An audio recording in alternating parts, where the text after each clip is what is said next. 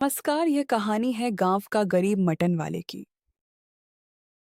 कड़कड़ाती सर्दी, नहर के किनारे मिट्टी का छोटा सा घर, दीवारों की दरारों से ठंडी हवा अंदर घुस रही है।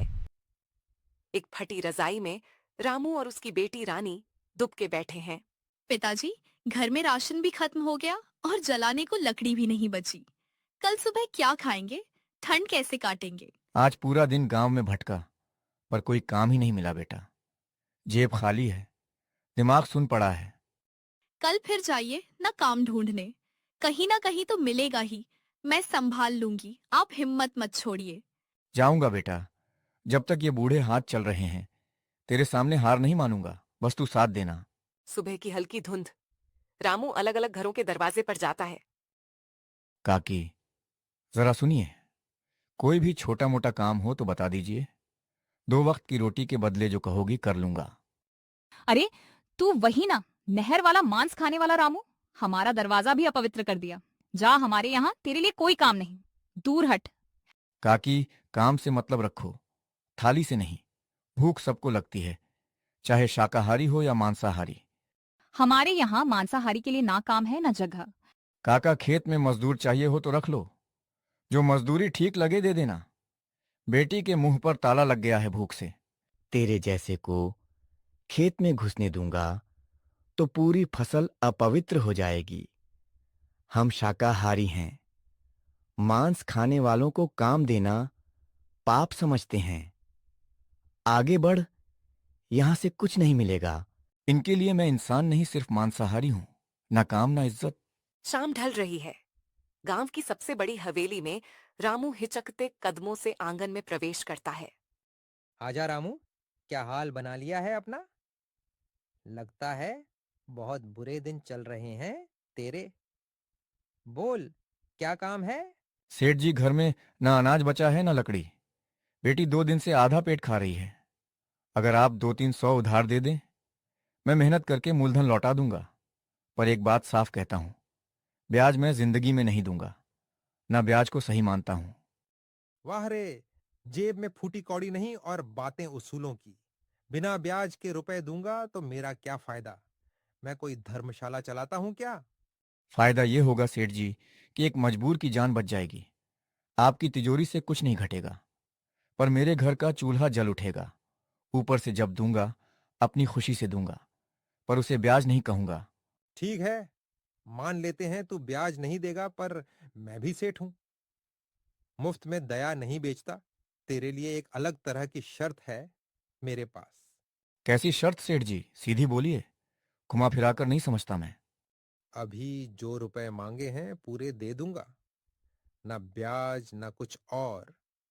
लेकिन अगर 1 महीने के अंदर अंदर तूने पैसा वापस नहीं किया तो बदले में तेरी बेटी का ब्याह मुझसे होगा।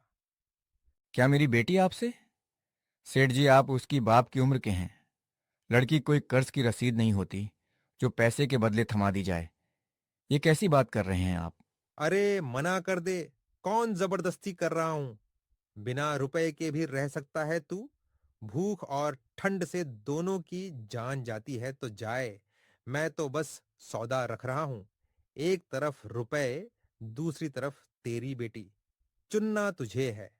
गरीब के लिए हमेशा दो बुराइयां ही बचती हैं सेठ जी। एक आज की भूख, दूसरी कल का डर। ठीक है, रुपए दे दीजिए। 1 महीना मेरी जान पर भारी रहेगा, पर मैं जान लगाकर पैसे लौटाऊंगा। अपनी बेटी को आपके हवाले नहीं होने दूंगा। बस यही सुनना था। ये ले रुपए और यह कागज। इसमें तारीख लिखी है 1 महीना। इसके बाद या तो पैसा या रात। चूल्हे पर दाल छड़ी है। लकड़ियां सुलग रही हैं। घर में महीनों बाद रसोई की महक है, पर रामू के चेहरे पर चिंता साफ दिखती है। पिताजी, आज तो लग रहा है जैसे कोई त्योहार आ गया हो। अनाज भी आ गया, लकड़ियां भी, चूल्हा भी जल रहा है। आपने तो कमाल कर दिया सच में। सामान आ गया है बेटा, पर इसकी कीमत इतनी भारी है कि सीना दबा जा रहा है। आज जो रोटी हम खा रहे हैं ना, उसके बदले मैंने तेरी पूरी जिंदगी दांव पर लगा दी है। और ये बात बताने से पहले ही मैं खुद से शर्मिंदा हूं। आप यह कैसी बातें कर रहे हैं पिताजी? साफ साफ बोलिए ना। यह रुपए किस शर्त पर मिले हैं? आप मुझसे कुछ छुपाएंगे तो मैं और डर जाऊंगी। सेठ जगन्नाथ के पास गया था। ब्याज से मना कर दिया तो बोला ठीक है, बिना ब्याज के रुपए दूंगा, पर अगर 1 महीने में लौटा ना पाया तो बदले में तेरी बेटी से शादी करूंगा। मैंने लाख मना किया, पर पेट की आग और ठंड ने मेरा मुंह बंद कर दिया। मतलब आज हमने भूख से जान बचाई और 1 महीने बाद मेरी जान की बारी आएगी। मैं जानती हूँ आप मजबूर थे, पर अब हमें भी मजबूरी का जवाब बनना पड़ेगा। रोने से कुछ नहीं होगा पिताजी, रास्ता ढूंढना पड़ेगा। तेरे सामने साफ साफ कह रहा हूं, ना गांव वाले काम देते हैं, ना खेत में घुसने देते हैं। 1 महीना पलक झपकते निकल जाएगा, और पैसा इतना बड़ा है कि अकेले मेरे बस की बात नहीं। पिताजी, आप हमेशा कहते थे कि माँ के हाथ से सीखा हुआ आपका मटन गांव में सबसे अच्छा बनता है। आपने ही तो बताया था कि जब मेलों में आप मटन बनाते थे, लोग उंगलियां चाटते रह जाते थे। क्यों ना हम वही मटन बेचें? इस गांव में जहां लोग मुझे छूने से कतराते हैं, वहां मेरे ठेले से मटन की प्लेट उठाएंगे? नहीं, यहाँ नहीं। पास वाला हरिपुर याद है ना, जहाँ मेलों में मटन कबाब सब खुलकर बिकता है। वहाँ लोग मांसाहारी हैं, उन्हें स्वाद की कद्र है, जात पात की नहीं। सेठ से जो रुपए लाए हैं उनका थोड़ा हिस्सा ठेला, बर्तन और शुरू का माल खरीदने में लगाइए। अगर किस्मत ने साथ दिया तो कर्ज भी उतर जाएगा और हमारी इज्जत भी बच जाएगी।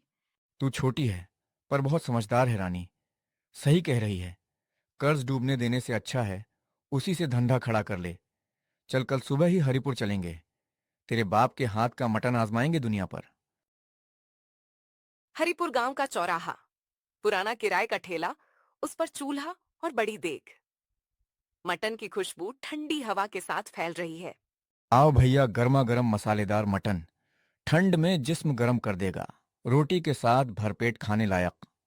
पहले कभी नहीं देखा तुझे यहाँ। कहाँ से आया रे? और मटन तो सच में दूर से ही सुगंध मार रहा है। पास के गांव से हूं मालिक। वहां मेरे लिए ना काम है ना इज्जत, बस मांसाहारी कहकर अलग कर देते हैं। सोचा जिस चीज के लिए तिरस्कृत हो रहा हूं वही बेचकर पेट पालूं। 1 प्लेट छक लीजिए, अच्छा ना लगे तो पैसे मत देना। अरे वाह, यह तो सच में कमाल है। मसाला बिल्कुल बराबर, मटन नरम और घी की खुशबू अलग। शहर के होटल वाले भी यह स्वाद नहीं दे पाते। तू तो भाई सीधा दिल पे वार कर रहा है। अच्छा है तो मेरे लिए भी 1 प्लेट लगा दे। नाम लिख लूं क्या तेरी दुकान पर? रोज शाम को यहीं जमाया करेंगे। देखिए, पिताजी लोग तारीफ कर रहे हैं। शायद सच में हमारे अच्छे दिन शुरू हो रहे हैं। अगर ऐसी ही भीड़ रही ना बेटा, तो सेठ का कर्ज भी उतरेगा और तेरे बाप की झुकी कमर भी सीधी हो जाएगी। बस स्वाद बना रहे, यही दुआ है। 2 हफ्ते बाद सफेद दाढ़ी वाला बुजुर्ग बाबूलाल चाचा आकर बैठ जाते हैं। बेटा, तेरे हाथ का मटन तो पूरे इलाके में चर्चा का विषय बन गया है। आज सोचा खुद छक लूं कि लोग फिजूल में तारीफ कर रहे हैं या सच में हुनर है। आप जैसे बुजुर्ग का यह कहना ही मेरे लिए सबसे बड़ा इनाम है चाचा। आप बताइए, नमक मसाला बराबर है ना? नमक मसाला तो ठीक है ही। सबसे बड़ी बात यह है कि तू ईमानदारी से कमा रहा है। सुना है किसी सेठ के चंगुल से निकलने के लिए ये ठेला लगा है तूने। घबराना मत, जब तक हमारा दांत चलेगा तेरी दुकान खाली नहीं रहने देंगे। आपके जैसे लोगों का भरोसा ही मेरी सबसे बड़ी पूंजी है चाचा। अब तो बस यही चाहत है कि एक दिन ढाबा खोलूं और बोर्ड पर लिखूं, रामू मटन वाला, हरिपुर वालों का अपना ढाबा। एक दोपहर एक कार गांव में आती है। उसमें से एक आदमी उतरता है, लगभग 45 से 50 साल का। भाई, 1 प्लेट गर्मा गर्म मटन देना जरा। सफर लंबा था, पेट भी खाली है और तेरी देग की खुशबू ने तो और भूखा कर दिया है। जरूर मालिक, अभी देग से निकालकर गरम गरम देता हूं। अजय प्लेट लेकर एक तरफ खड़ा होता है। पहला कौर मुंह में डालते ही जैसे कहीं खो जाता है। ये तो बिल्कुल माँ के हाथ वाला स्वाद है। वही मसाला, वही देग की खुशबू। सुशीला, माँ के बाद ऐसा मटन तो कभी नहीं खाया। साहब, अगर मटन में कुछ कमी लगे हो तो बताइए। नमक मसाला कम ज्यादा हो गया हो तो मैं पिताजी को अब भी बोल दूं। नहीं बेटिया, कमी नहीं, ज्यादा है। प्यार की यादों की। बस एक बात पूछनी है तुम्हारे पिता से। भाई, नाम क्या है तुम्हारा और किस गांव के हो? और तुम्हारी माँ का नाम क्या था और पिता का? नाम रामू है, माँ का नाम सुशीला और बापू का मोहन। पर आपको ये सब क्यों जानना है? क्योंकि सुशीला और मोहन मेरे भी माँ बाप थे। मैं अजय हूं, तेरा बड़ा भाई, जिसे तूने शायद बचपन में भगवान संगीत के पास समझकर भुला दिया होगा। बाकी बात तेरे घर चलकर करते हैं। रामू शुरू से अंत तक सेठ वाला किस्सा, ठेला, हरिपुर सब बता देता है। मतलब आधा से ज्यादा कर्ज तू अपने दम पर उतार चुका है। अब आगे की चिंता छोड़ दे। कल सुबह सेठ के पास हम दोनों चलेंगे। उसका पैसा मैं चुका दूंगा और उसके बाद उसकी हिम्मत नहीं होगी किसी और गरीब की बेटी को कागज के सहारे बंधक बनाने की। तो अब मुझे उस सेठ से शादी नहीं करनी पड़ेगी ना चाचा? कभी नहीं बेटा। जब तक तेरे सिर पर बाप और चाचा दोनों का हाथ है, कोई भी सेठ तुझे सौदे की चीज समझने की हिम्मत नहीं करेगा।